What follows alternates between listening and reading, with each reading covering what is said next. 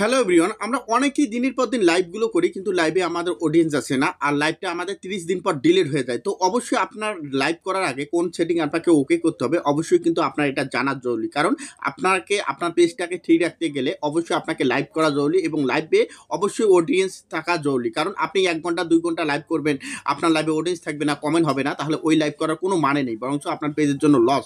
তো দেখুন কিভাবে লাইভটা করবেন। আপনি আপনার প্রথমে পেজে চলে যাবেন, তারপর এখানে হোম পেজে চলে যাবেন, যাওয়ার পর কী করবেন, এখান থেকে যে লাইভের যে অপশনটা আছে আপনার কি করবেন, এখান থেকে লাইভের অপশন চলে যাবেন। তো আমি আপনার দেখার জন্য লাইভের অপশনে চলে আসলাম। তো এখানে চলে আসার পর এখন দেখুন এখানে কি হচ্ছে, এখানে কিন্তু আমার লাইভের অপশন চলে আসার পর এখানে আমরা কি করবো, এখানে কিছু সেটিং আমাদের দিতে হবে। প্রথমে আমাদের যেটা দিতে হবে, এখানে একটা এই যে ডিসক্রিপশন লিখতে হবে, যে লাইভটা আমরা কোন পারপাস করতেছি তার জন্য আমাকে কি করতে হবে, এই ডিসক্রিপশনটা আমাকে দিতে হবে। তো আমি সিম্পলভাবে এখানে ডিসক্রিপশনটা দিয়ে দিলাম যে ফেসবুকের নতুন আপডেট, জাস্ট এটা দিলাম। এটা দেওয়ার পরে এখন আমাকে কি করতে হবে, এই যে এখানে নিচে দেখুন এই যে থ্রি ডট যে অপশনটা, এখন এই যে থ্রি ডট অপশনে আপনার ট্যাপ করবেন। তো আমি থ্রি ডট অপশনে ট্যাপ করলাম, করার পরে এখন আমাকে যেটা করতে হবে, এখান থেকে কিন্তু আমাকে কিছু সেটিং অন করতে হবে।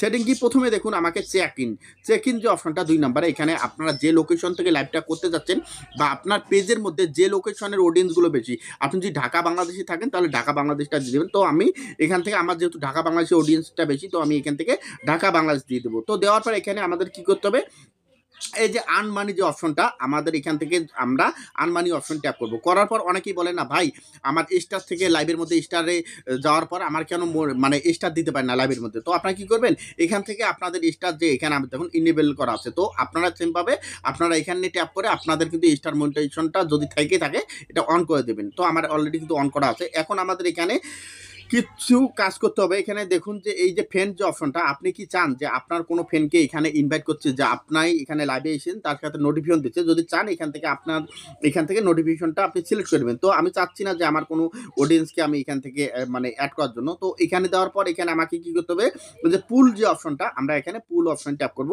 যে আমার লাইভ আপনাদের কেমন লাগে। তো আমরা এখানে দিলাম, এখানে জাস্ট লাইভ কেমন লাগে, তো কেমন লাগে জাস্ট এটা আমি দিয়ে দিলাম।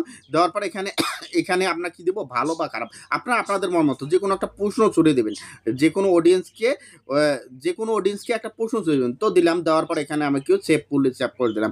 দেওয়ার পর এখন আমাকে কি করতে হবে, এখান থেকে আমাকে আবার এই যে স্টারের যে অপশনটা আছে এখানে দেখো, এখন কিন্তু আমার এটা ইনেবল, এখানে এটা আর্নিং স্টার, এখানে আমি টিকমার্ক দিয়ে দেবো। তো টিকমার্ক দেওয়ার সাথে এটা কিন্তু আমার ইনেবল হয়ে গেল। এখন কিন্তু আমার লাইভে সবাই স্টার দিতে পারবে। অনেকে বলো না যে ভাই আমাকে স্টার দিতে কেন পারে না, তো আপনার এই সেটিংগুলো করেন না, যার ফলে আপনাকে লাইভের মধ্যে স্টার দিতে পারে না।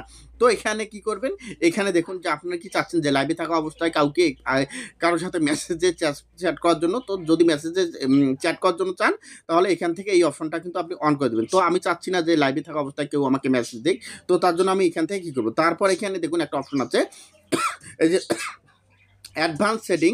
তো অ্যাডভান্স সেটিংয়ে আমি যদি ট্যাপ করি, এখান থেকে কী করতে হবে, এখানে ফেসবুক কি বলতেছে যে আমরা কি চাচ্ছি যে এখানে আমার ভিডিওটা দেখে কেউ রিভিউ করুক বা এখানে ক্লিপ নেওক, তো আমরা এটা চাবো না।